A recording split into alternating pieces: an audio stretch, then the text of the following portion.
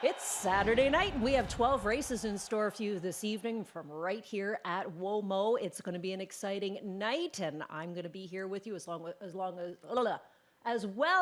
we'll start that again, Hall of Famer Randy Waples, who will join in the mix. We missed Randy yesterday, but he's back in action tonight and here with us for the next 3 days, and then you're off on vacay. But before we talk about that, okay, a couple of things. Number one, I heard Sidney Crosby practiced with Team Canada today. And right now they're saying 70% that he'll be on the ice tomorrow. Okay. But I think he plays. Yeah, right? I do too. He'd have like FOMO, fear of missing out. Yeah. He has to put the jersey on and play tomorrow, I right? think that, listen, could there be sportsmanship here? Oh, yeah. Did you see him walking off when it originally happened? He seemed to be walking okay to me. I got a feeling there that Captain Canada is going to return in a big way and is going to build the team up. I think there's a little gamesmanship going on. Are you at all worried, though, that the Americans are going to go gunning for him and that knee? You see, but that's where I think that they maybe worked this all up, because if they had let him keep playing the way that they were taking shots at him, he'd have never made it to the final anyway. He would have been injured. I mean, he wasn't playing hockey. He was getting mugged every time he didn't even have to come anywhere near the puck in there. You know what I mean? So I think by doing it this way, maybe puts a little bit of false security in the other teams. Hey, Sid's not going to be playing. And then how do you feel when all of a sudden, boom, who's coming out for the gold medal match, fresh as a daisy? Sidney Crosby. Well, they have the best doctors there, too, to look after them as well. So, for I just wanted to kind of talk about that first, because that's what all of Canada is talking about for tomorrow. Crossed. Yeah, and if you're looking for a bar to go to, they're going to open at 6 a.m. tomorrow morning across the country. Yeah. So we're going to be shut down tomorrow. The game starts at 8. Gold for our men's curling team today, so that was fun as well. Our girls ended up winning their bronze medal match, so that was fun, too. And it's funny because through the whole tournament, I thought that the women played better curling than the men. But unfortunately for the women, they ended up, facing, I would say, really, really tough teams and ended up coming up with a good third. Yep. The men's, my understanding is that it basically kind of came right down to the last couple of ends or whatever, and then they had a big end, and that's what got them going. I'm going to miss the Olympics when it's done. It's always fun, right? It's fun, but it's hard on my sleep schedule. It is. I mean, how many of our hairs turn gray over the girls' hockey games and the men's hockey games? Like 4 nights ago or something, I think I woke up, it was like 3:30 in the morning, and I'm just, getting ready to roll over and go back to sleep, and all of a sudden it hits me, the Olympics are on. Right. So I get up and I go out and I watch the Olympics. I know. It's always kind of like you just miss it when it's over. But speaking of Olympians, we had an absolute champ racing again last night. I know where this is going. Oh, my goodness. The Queen was back in her best form, and I am the first. Nice ticket you got on her. I got.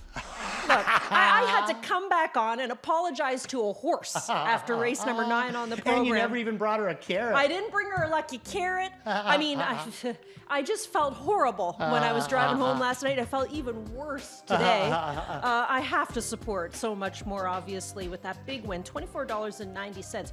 I had a lot of messages come through over social media, too, about people saying, yeah, but she didn't have the knee boots. Did you notice that? She did, but they were black. It was black, yeah. She didn't. Usually she's got white tape and that. I don't even know if it was tape, if she went right to a set of knee boots, but everything was black. Nothing stood out the same. And I can honestly say, sitting at home, when I seen Jody close the hole on Tyler, I knew she was a winner then, because I knew he'd get her to the front, and whether she had time off, I didn't think anybody was going to bother her. And that's what happened. It turned into a sprint. Guess what? The old girl still got some life left in them legs, because she outsprinted them all. But honest to God, yesterday, I thought, Randy, she was a great horse to play against, because she hadn't raced since January 17th. And the last couple of races were just not really her. And I wondered how much training she might have missed as well, because they're training in the backyard compared to training at training centers. But she made a fool out of me yesterday. $24.90. That was her 79th career win. It's incredible. Just an incredible story. Great story, and great to see that whole team in the winner's circle yesterday as well. And Tyler Borth actually got the pickup win too, because Dougie had booked off his drives last night. Yesterday an interesting evening with 10 races, but we're back with 12 tonight, which includes 3 different pick fives. So a first one, a mid one, and then a late one. I'm still trying to get over our pick 5 from the other day. That was a lot of fun. But let's get started because we've got a busy night tonight. So first race where we kick off the first of 3 pick 5s, $75,000 guaranteed pick 5. We'll have a scratch in this race. We'll take the 5-horse Leland Hanover out. That horse is a vet scratch. Gets us down to a field of 8. Flip-flops to Steal up front with the 3. Better Things Ahead, who had a really nice career debut on January 24th for Dave Maneri and James McDonald. Now, we don't have James here this weekend. He's competing in Australia. It's over. It's over, It's because of over. the time, right? Like, I'm No, all like I think the confused. tournament's done. The tournament's done. Tournament's done. Yeah. I think So- he ended up finishing 8th. Okay. 8th, but I Okay. mean, they said he had he win a couple on either Saturday or Sunday over Still, there. the or experience whatever it is cool, right? Oh yeah, for Yeah. sure. I think that he like. I hope he done- they stayed for an extra couple of days to enjoy themselves too. Probably, yeah, Because yeah. I mean that's a long flight, I would think, to Australia. But yeah, Better Things Ahead gets the services of Louis Waugh tonight, and that first start after the win, Randy, was against the nominers of 2 or 30,000. Now tonight we're nominers of 2 or 15,000. You're right on Can't this fool now, me aren't you? tonight. Hey, I'll tell you. I had it all ready and everything, but you're on it already. You're 100% Elisa. So he goes out, Better Things Ahead, and I'm going to play against him tonight simply for this reason. He goes out January the 24th, and I mean, what a win that was in the maiden, but I mean, just absolutely was much, much the best of that bunch. Then normally there's a little bit of, I call it the buffer. There's a non-winners of 15,000 lifetime. It sits between the maiden and then the non-winners of 2. This guy goes past the buffer. They didn't rate the buffer that week. And not only does he go past the buffer, he misses the skinny non-winners of 2. The non-winners of 2 are 15. He heads right into the non-winners of 2 or 30. In my opinion, he jumps up 3 classes in one start. So the line's not going to look as good, but this is a big move down, and we're going to get different shoes tonight too. Dave's going to take the flops off. They're going to go to a set of steel up front. No flip-flops, going to go to the steels up front. Now, I thought he raced good, but I'm playing against him. I thought the 2-horse, Count on Gord, really good effort, multiple moves, but another one that win that maiden. Now he's going to come up into the non-winners of 2. I went Calypso Creek. Right. Before we talk about him, where did you go? Well, I went with the 3 simply because of the move down to the 15 class. And then I was really impressed by Count on Gord. So I tossed him in for second, and then I went Calypso Creek. Yeah, that's probably the way that it is going to end up. Better Things Ahead really should enjoy this class. He's losing the work boots, going to a set of steel shoes up in front. So a lot of things to like him. But Calypso Creek, I've been watching this guy for a while. And I actually had him up on top in one of the snowshoes, or maybe even the final of the snowshoe, and he didn't come up with a good effort. Barry Bird actually filled me in that the horse had been a little bit under the weather. They didn't realize that until they'd raced him there, that he had been a little bit sick. So I kind of followed him. He had 2 weeks off, and now comes up with this effort. J.R. Plant coming first over with this guy, and makes up ground the entire time. Doesn't give it in at all. He is going to get passed by one on the outside. That's going to be Gonsbay is going to get the and then Fire Control as well. But I thought it was a really good effort. 2 weeks off, first over. This is more than what I saw in the eliminations of the snowshoe. So I'm going to try and play against what I think is going to be the big favorite in here, and that's going to be the 3. And if it's not going to be the 3, then I'm guessing it's going to be the 2. Either way, I don't think Calypso Creek is going to go off as the favorite. Look at that. Jeff had so much fun yesterday that he decided to send picks in for tonight. Talk about FOMO. He doesn't want to fear of missing it. He did tell me he's going to be watching tonight. Hi, Jeff. He said, I don't have really anything to do, so I'll probably be watching. Because I said, you're going to have to pay attention to Saturdays now because Randy's going to be off. This is and it's going to be the 2 of us dum-dums for the next 4 weeks. Okay, one other quick one before we move on. And the only reason I'm kind of talking about this is because you got a bit of a infatuation for the trainer, I think. Okay, maybe not. Maybe 30 years ago.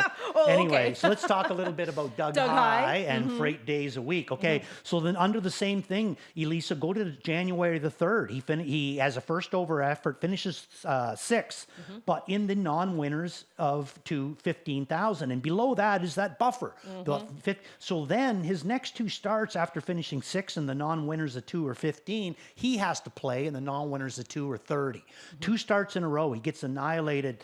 Last week, he drops back down into the non-winners of 2 or 15, and what an effort he comes up with. Ends up finishing 4th, but only beaten a length and a half. Daryl Thiessen coming back. Also, the hobbles on freight days a week are going to come out an inch and a half. Yeah. So the gate's going to be a little bit longer. There could be a little bit more speed. There's a scratch in here of the 5. A lot of people are going to be paying attention to the 2, the 3, and maybe even the 7 with that. But I think you got to take a real close look at this 8 horse as well. And where you got him? I put him in for 4th. Good for because you. I always like to use Mr. High when I see him in the places where, like for example, yesterday he had 3 horses in. Montague Velma, put that one up on top, and She's I know getting you've better. been following that Yeah, horse as well. she's been She looked getting really good. She got better. Green. You know, better Yeah. as the race went on. But it was nice to see her in the winner's circle yesterday. Let's go to race number 2, second half of the early double. This race for 5-year-olds and younger nominators of 3 or 52 life. We'll scratch the 2. That's a transportation scratch of Buzz Lightyear, who would have been coming in from the western part of the province. But you know what? I guess the storyline here is, can we get RB's Tenacious T into the winner's circle yet again? This will be 1, 2, 3, 4, 5. This will be 6 in a row if he happens to win here. And I don't really see why he can't, Randy, because he just keeps getting better. Yeah, that's the thing. I mean, if he was going to get beat, it was going to be last week, right? He wins the snowshoe final, misses 2 weeks, then comes up into a, what I would consider to be overall a tougher class than the horses that he had been racing against. But just as we seen through the snowshoe, and just as we seen last week, this horse is getting stronger. His confidence is so big right now. He's just like a different horse than when Travis first come out with him. When he first come out with him, he always acted like he had some ability, but it seemed to me like the ability would come one shot on the end of the mile. He can race him however he wants to right now. And look at last week. He comes the last quarter in 26 and change, after the big chop. We got a scratch of the 2 horse in here. I just don't really see anybody that can really take him on right now. If he elects just to float him back to the front again, who's going to beat him? I look at him as a free square in the opening pick 5. I mean, if this was me and I'm Jody Cullen and I see what we're in against, I mean, here we are printing money again with this horse tonight. I guess he just goes straight to the front and keeps on going. His lines look really good, and his form is just better than anybody else's in here right now. So, yeah, I say it's his race to lose. And if he does, it would be an upset. It would be an upset. Let's go to race number 3. Third race is where we start the pick 4. We're looking at claimers here, 40 down to $30,000, and we have a field of 8. No changes in this race, so that's the good news. A horse that missed last week is the 4, JJ Xavier. The race for him on February the 7th was a fast mile. He went in 52 and 4 on a night when we were giving a 1-second variant, and I don't think anybody had gone that fast in quite some time, at least from what I can recall. So, he has a heck of a race on February the 7th. They've given him a week to basically recoup, I'm going to say, in the interim. Now he's back here again today with fresh legs. He's got horses like Better Be Going to worry about in this race, who's looking for back-to-back wins. And HF's Pan Shadow, who disappointed on Valentine's Day. He was in the final leg for our mandatory payout of the Jackpot High Five. And I mean, he just... I wasn't so concerned at the beginning when we saw him warming up, Randy, because we know he's a short-strided horse when he warms up, but he just didn't fire at all. No, he didn't. His first couple of starts, first couple of starts for Carmen were good. Next couple were okay, but not quite as good. I think he's lost a little bit of his shine in his last couple starts. So I threw him in for 3rd. JJ Xavier, Elisa brought his name up.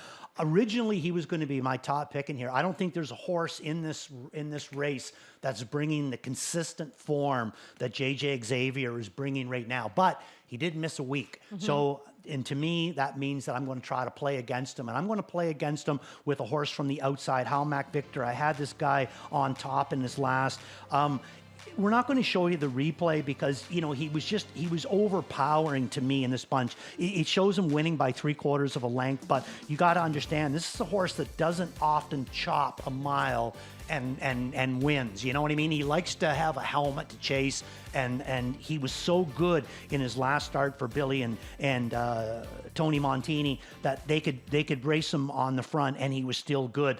I like the fact that they got a race into him on the front. I think he's one of those horses that every once in a while you got to do things different with him to keep that, you know, interest kind of going. keep the interest kind of going. You know what I mean? I think that he could get stale if you kept racing him the exact same way. So I'm going to come back to him. This is a really, really tough field of horses. You can go anywhere in here, but I'm going to go with him. Now, the one that scares me the most is this 2-horse, the spider leg one.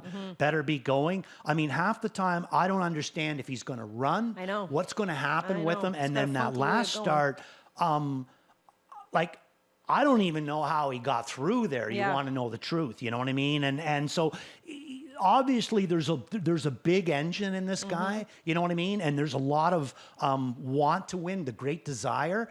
But boy, oh boy, I swear sometimes he's got 6 legs out there. So I threw him in for 4th. I think that this is a small bit of a jump up. I mean, you can originally see that this horse was originally claimed out of an optional 15 Yeah, over at Flamborough. Flamborough, right? Now he's in a 30 to 40. So I'm going to take a wait and see, spider legs or not. Yeah, it's just kind of hard to dismiss the barn, though. It They is. are doing very good things. They right are now. so. Let's go to race number 4, 4th race on the card, 5-year-olds and younger non-winners of 1, and we're looking at a field of 9 pacers in this spot. Now, last week we saw these Chikeen horses. Right? Was that last Saturday or last Sunday? But we had a couple of them come Yeah. out. I think it was last. We were working Sorry, it was together, last so Saturday. it was Yeah. either Saturday or Sunday. Yeah. Yeah. And this horse took a lot of support from the public for that first start of the season. And we were talking about, you know, the fact that the horse had raced just that one time in 2025. There are a number of qualifiers in the mix there. But the first start back, I didn't think we were going to go. I thought the first start back will, you know, get some more air into those lungs. And now you get Trevor back in the bike. He was on vacation last week. Now you get Trevor back, and tonight could be the night that they decide to go. Now, the problem horse for me is the 5, PL Taco. So I went 4-5 in this spot. What'd you do? 5-4. Yeah. Because Hey. I know you like PL Taco too. Yeah, it's a logical kind of a race, right? There's lots of, you can go different ways with these ones. The 2-horse Claymore raced really, really good in his last, you know, coming back into the maidens. You know, he's not that far away from coming up with a nice victory. Always Too Hot. That's your top pick in here. Yeah. I thought it was a great effort that he put together last week. I thought James did a good job with him. I thought Trevor qualified him well. I think Trevor's picking himself up a really, really live drive. Big thing is that Trevor's already left and been in front with Always Too Hot, so he can kind of go back that way. Now, PL Taco is the way that I'm going to go in here. Now, we got the replay of his last start. Now, just before we talk about that, though, the replay is going to show him, the 5-horse, the 6-horse, the Ready, for John Burt Renault, who only gets beat for 3/4 of a length. Now, but what I want you to look at really, again, my top pick is going to be PL Taco, but I also want you to look at this gray horse that you can see right now. Which race is it? Oh, you're going to see him in the card later on? Yeah, maybe it's the one. Yeah, this is the one later on. So anyway, PL Taco coming from way out of it. This guy, and going to come up with a real good effort. You can see Travis down on the inside. Now James going to come flying with the other horse. The Chikeen horse. Yeah, but this guy was right in amongst them too, and I thought that Travis went a little easier on this guy. Now, the other thing that I kind of wanted to talk to you too a little bit about PL Taco as well is go back to the day that he qualified for Todd Ratchford. Now, that day, McClure had a double. He could have went with PL Taco, or he could have went with a horse called Sobble Ambush. He ended up going with Sobble Ambush, but the funny part of it was who ended up winning his first or second start for Otis Hall and Bobby McClure. But the whole time that he's going with Sobel Ambush, you can tell in the qualifier, all he's doing is looking up ahead of himself, watching PL Taco. He's not watching the horse he's driving. He's not watching the horses around him.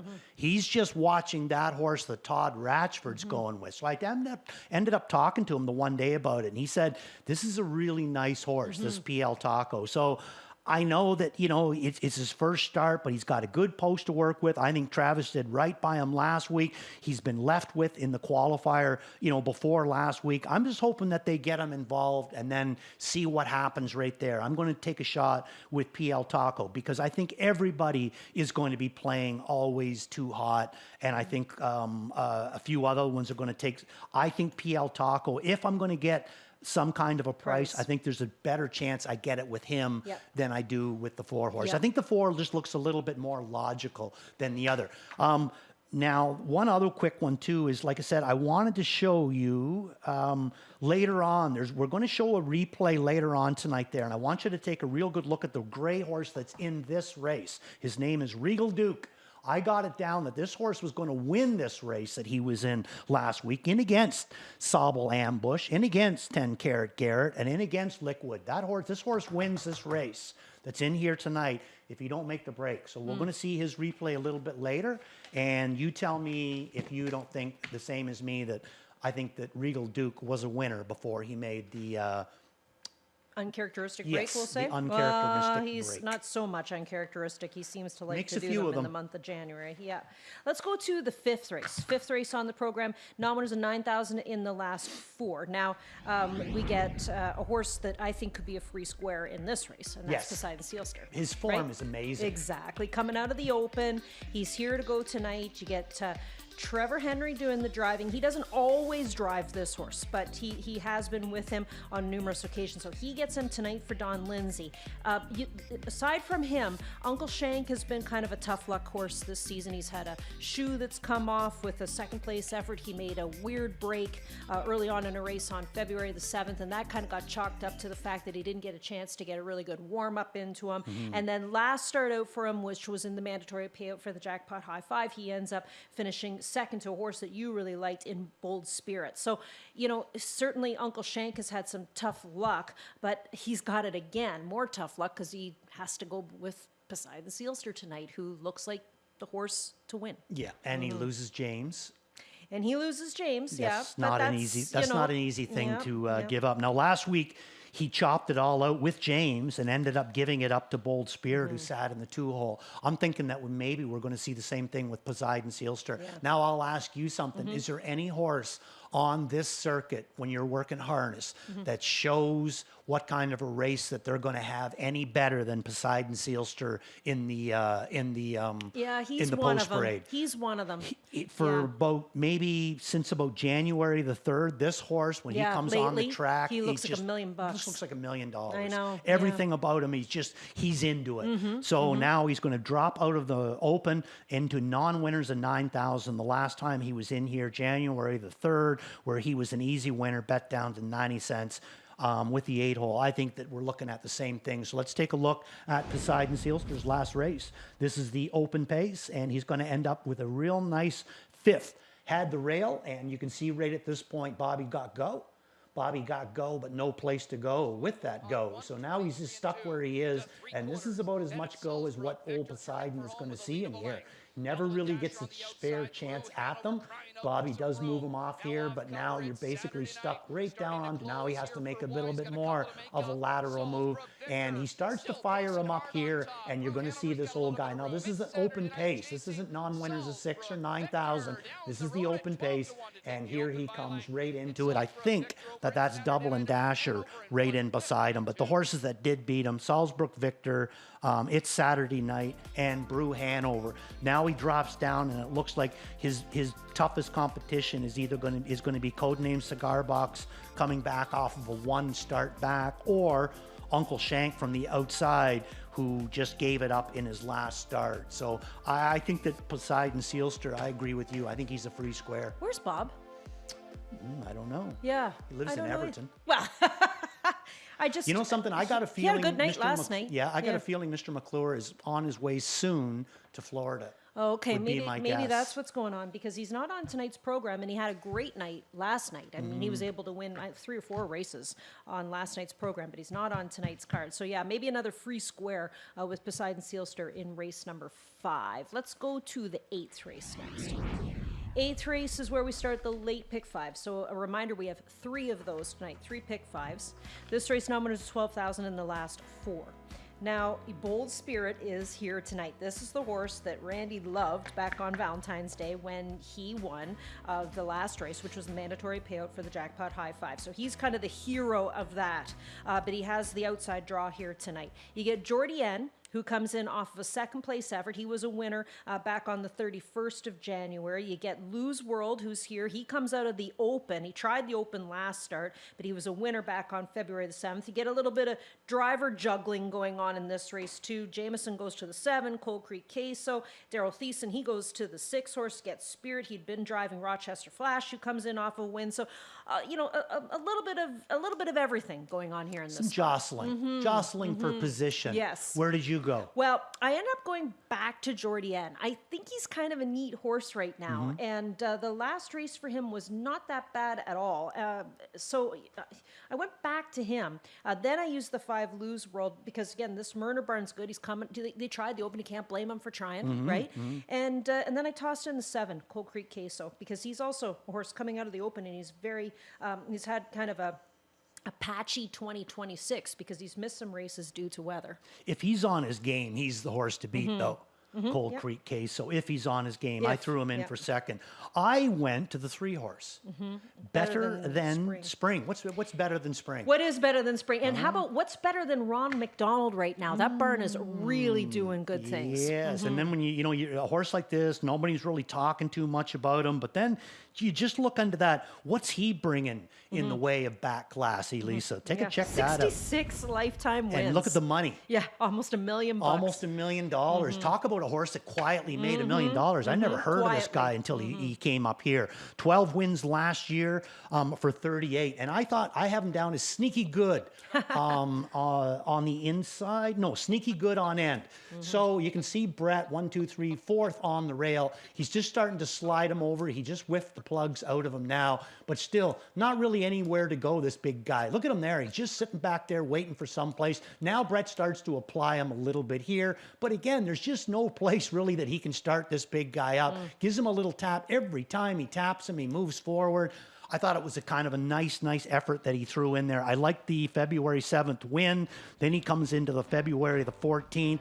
8-hole, got away okay, mid-pack, but had a choice to make. Do I come first over early or do I sit? He chose to sit. Didn't really work for him in that class. I think he's got a better shot in here today. I think that Jody's going to come out of there with Cold Creek Queso. Maybe Louis comes too with Lose World, but I think it's going to be just Jody with Cold Creek Queso, and I think that Better Than Spring is going to get a nice 2 or 3 hole ride. All right. And that's the route I'm going to go. Okay, that's how we start the late pick 5. The 9th race is our on-track feature for the night tonight. This is the Open Pace. Now, lately, in either the Open Pace or the Open Trot, we have horses that skip that week, and then we'll see them come back later. In this race, we don't have Brew Hanover this week.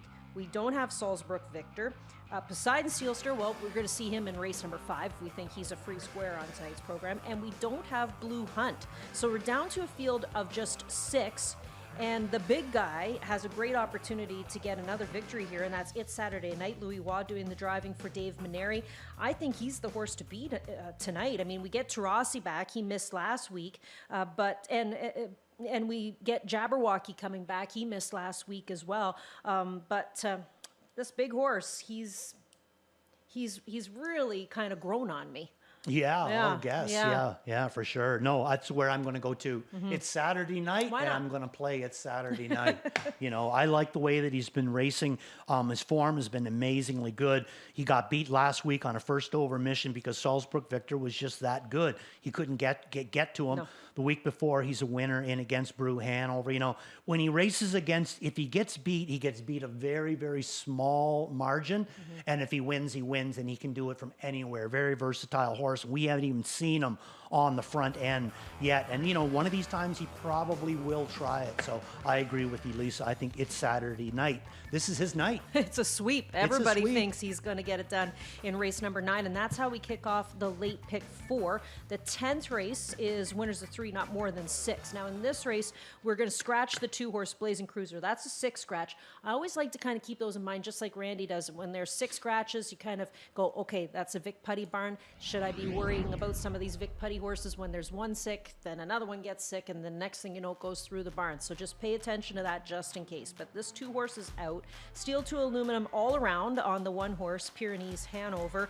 And now we're down to a field of 7. So again, you know, Ethereum Party in off of a win for the Jake Roberts barn. Back on Valentine's Day, he was a winner. It gets Trevor Henry here tonight because McDonald drove him last start out. Blue Bar is here for the Cullens. This horse comes in off of a 3rd place effort behind Blazing Cruiser, who, you know, we don't need to worry about because he's not in this spot. So it's you know, because the 2 horses out, we've had to make some changes in our selections because I would assume quite a few had the 2 in their top 4. Oh, I would think, yeah. He's racing really, really good right now as well. Ethereum Party is the way that I'm going to go in here as well. This is the way you went? Yep. Yeah, I just think he's the most logical one. I mean, number one, yeah, you're missing James, but you're getting back a driver that's already had some wins with him, and he's raced really good for Trevor. Trevor knows him, and he's got the middle of the gate, has already won this class in his last start. I think it's his race to win. He had the 9-hole in his last, the 8 before that, the 8 before that. Now he draws the 4, which will soon be the 3. Because of the scratch of the 2. I would look at him as probably a free square. Yeah. So again, the 10th race on the program tonight, that'll kick off the final pick 3. A reminder, we have 12 races on tonight's card, Randy, so don't go home after the 11th. No. And there's 3 pick 5s tonight. 3 pick 5s, an early, a mid, and a late. So we're done as far as our handicapping is concerned, even though there's still a couple more races to take a look at. The 11th race and the 12th race is how we're going to wrap things up tonight. That jackpot high 5 is continuing to grow. $16,451 is the carryover money, but we've got to keep on rolling, Randy, because we have just a little bit of time left on the clock to discuss, and we want to bring up our tickets for you tonight. I've got an early pick 5. It's a skinny one. I like to play these skinny tickets and just have a little fun with them. First race, I'll use the 2 and the 3. We've talked about that. The second race, RB Tenacious T, Free Square. Third race, Better Be Going and JJ Xavier. Fourth race, Always Too Hot and PL Taco. And the 6th race, Poseidon Sealster. Like, you can do it for a skinny ticket, I think. You have all the same numbers as I do, Yeah? except that I've added some, so mine's a lot bigger, you know, than What? yours. Oh yeah. What are you doing? Yeah, I went You're 2 spending singles. all our profit. There you go. I went to 2 singles, the same as you. You know, race number 2, that's going to be RB's Tenacious, and race number 5, that's going to be Poseidon in there. But I, you know, there's just a couple of these races, like these early ones, you know, Count on Gord, Better Things Ahead, and Calypso Creek. You know, I had to add a few on there. And then especially that race number 4, I found this one to be, because you got a lot of horses that race very, very well in their last start. And again, this Regal Duke, when we see the replay on him, which is going to be, I guess, tomorrow, there's a field of horses that he was in against. But this horse really looked like he was going to win. And it scares me sometimes, the horses that come out of Wilf Perot's barn, because he does a really, really good job. So there you go, $54 ticket for Randy's early pick 5. What do you got for the late pick 5? The late pick 5, I think it's $154. $30. The late pick 4, not quite as bad. Late you know, pick and 5 plus, starts in the 8th. Yeah, remind everybody. in the late one, and then the mid pick 5, it's I think it's like I went 3 by 3 by 2 by 2 by 3 or so by 2. You've sent in 3 pick 5s. You keener. 3 pick 5s and a pick 6. Wow. Hey, huh? Wow. I'll tell you, that's You not did your makeup on homework. that's not makeup on the end of my nose, my dear.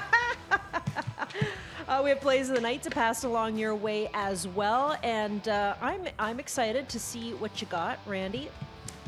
Is it me? Is it Randy first or me first? I'm never sure. Oh, the Hall of Famer gets to go the old first. guy always gets to go first. Okay, so this is going to start off in race number 4, and that is going to be beat the favorite, PL Taco. I don't think he's going to go off as favorite in there. No. All in's going to be Poseidon Sealster in race number 5. Worth a look, better than Spring. You know, you're going to get paid if we can get him through. And the Waples Watch is like a king in race number 11. Kind of a sleepy effort. Like him. Yeah, kind of a sleepy effort in his first time that he'd raced here in a month. But he picks up McNair tonight. And sometimes horses love being part of Air McNair. Let's see what I've got compared to what you got. I think we have some of the same. Yeah, so JJ Xavier, that was a fast mile for him last start out. Always too hot. I think he's ready to go tonight. This McElroy, he there was a little bit of buzz about this horse when he was supposed to race last week, but he ended up being a judge's scratch, so I thought, I'll jump on that with some barn buzz there. And then my drop and pop in race number 12 is the one horse JMR Speakaway, who's taken a drop out of non-winners of 9,000 in the last 4 to face non-winners of 2,600 in the last 4. Even Mr. Bratt sent in selections, so why not show those two?